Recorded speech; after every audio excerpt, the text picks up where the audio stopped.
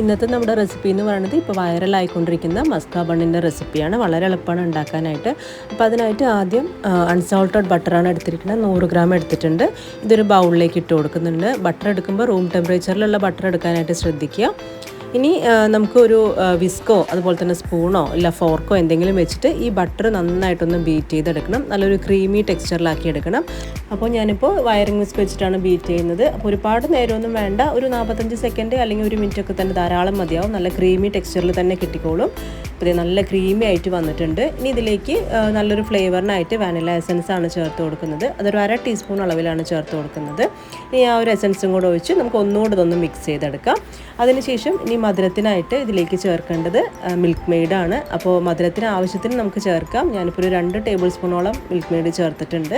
അപ്പോൾ ഇതിനിപ്പോൾ ഒരു മീഡിയം മധുരമേ കാണുള്ളൂ. ഒരുപാട് മധുരം വേണമെന്നുണ്ടെങ്കിൽ ഒരു 3 ടേബിൾ സ്പൂണൊക്കെ ചേർക്കാം. ഇനി മിൽക്ക് മെയ്ഡും കൂടി ഇട്ട് നന്നായിട്ട് ഇതുപോലെ ഒന്ന് ബീറ്റ് ചെയ്ത് നന്നായിട്ട് ആ ഒരു ബട്ടറും ഒരു മിൽക്ക് മെയ്ഡും കൂടെ നന്നായിട്ടൊന്ന് കമ്പൈൻഡ് ആക്കി ഈ ഒരു ക്രീമി ടെക്സ്ചറിലാക്കി എടുക്കാം. ഇനി നമുക്ക് എല്ലാവർക്കും അറിയാൻ വേണ്ടത് ബണ്ണ് തന്നെയാണ്. നല്ല സോഫ്റ്റ് ആയിട്ടുള്ള ബണ്ണ് തന്നെ എടുക്കണം.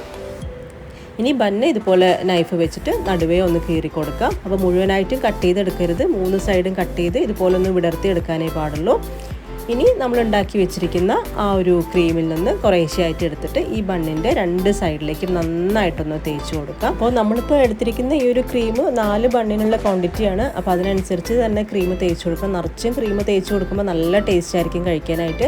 അപ്പോൾ ഞാനിപ്പോൾ 2 ടേബിൾ സ്പൂൺ ക്രീമോളം തേച്ച് കൊടുത്തിട്ടുണ്ട്. ഇനി ബണ്ണൊന്ന് അടച്ചതിന് ശേഷം ഇതിൻ്റെ ആ ഒരു സൈഡ് വശത്തു കൂടിയും ഇതുപോലെ ഒന്ന് ക്രീം അപ്ലൈ ചെയ്ത് കൊടുക്കാം. അപ്പോൾ നല്ല ടേസ്റ്റ് ആയിരിക്കും കഴിക്കാനായിട്ട്. അപ്പോൾ ചുറ്റിലും ഇതുപോലെ തന്നെ ഒന്ന് ക്രീം തേച്ച് കൊടുത്തിട്ടുണ്ട്. അപ്പോൾ ഇത്രയേ ഉള്ളൂ നമ്മുടെ പരിപാടി. മസ്ക ബണ്ണ് ഉണ്ടാക്കാനായിട്ട് വളരെ എളുപ്പമാണ് ഉണ്ടാക്കാൻ. എന്നാൽ കഴിക്കാനാണെങ്കിൽ നല്ല പൊളി ടേസ്റ്റുമാണ്. അതുപോലെ ഇപ്പോഴത്തെ ഒരു ട്രെൻഡിങ് കോംബോ എന്ന് പറയുന്നത് ഈ ഒരു മസ്ക ബണ്ണും ഇറാനി ടീയും ആണ്. ഞാൻ ചായ പൊതുവേ കുടിക്കാത്തതുകൊണ്ടാണ് ഇറാനി ടീ ഉണ്ടാക്കി കാണിക്കാത്തത്. നിങ്ങൾ ചായ കുടിക്കുന്നവരാണെങ്കിൽ അതും കൂടെ ഉണ്ടാക്കിയിട്ട് അതിനകത്തൊന്ന് ഡിപ്പ് ചെയ്ത് കഴിച്ച് നോക്കുക. അപ്പോൾ ഒരു വേറെ ടേസ്റ്റ് തന്നെയായിരിക്കും.